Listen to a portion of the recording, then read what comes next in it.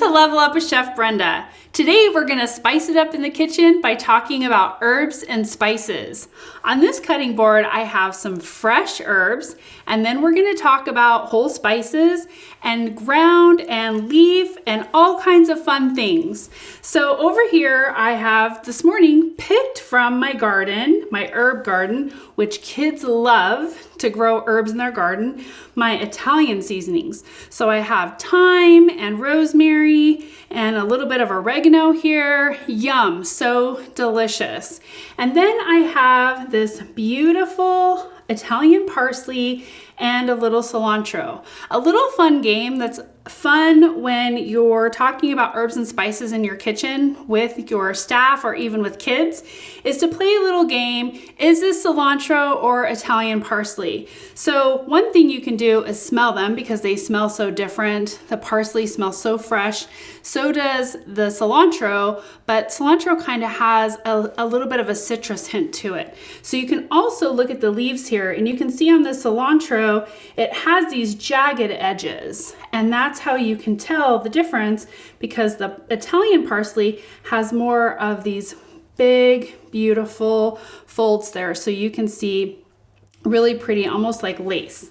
So that is how you tell the difference between Italian parsley and cilantro, which is also important when you are ordering or receiving in food or going to the grocery store to purchase food to make sure that you're purchasing the right thing. When I am storing my fresh herbs in the refrigerator, I just like to wrap them in a damp paper towel in a baggie really lightly because I don't want to damage them. And then I like to leave the bag open so that they have a little bit of air. So I just put them in there, make sure they have some air in the refrigerator, and we're good to go. Over here, I have some spices.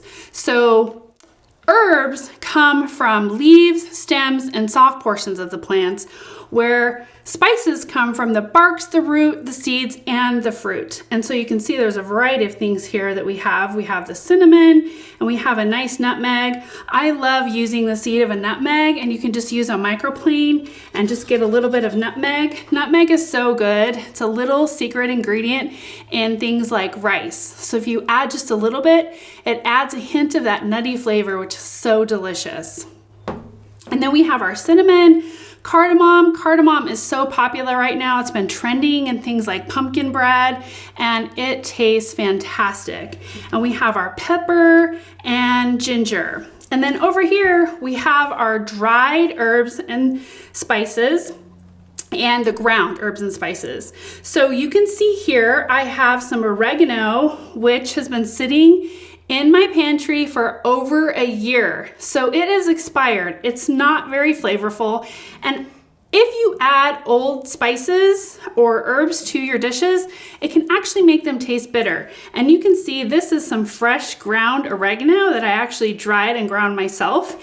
And you can see the difference in color. So you definitely don't want to use this. You would use something like this.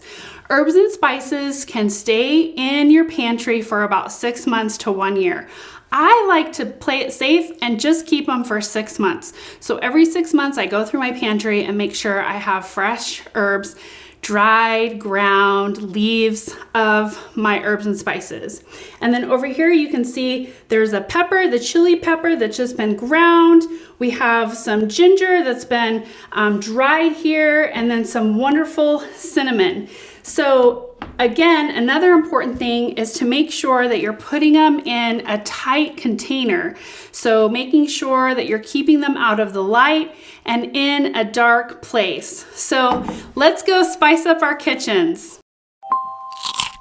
Yummy!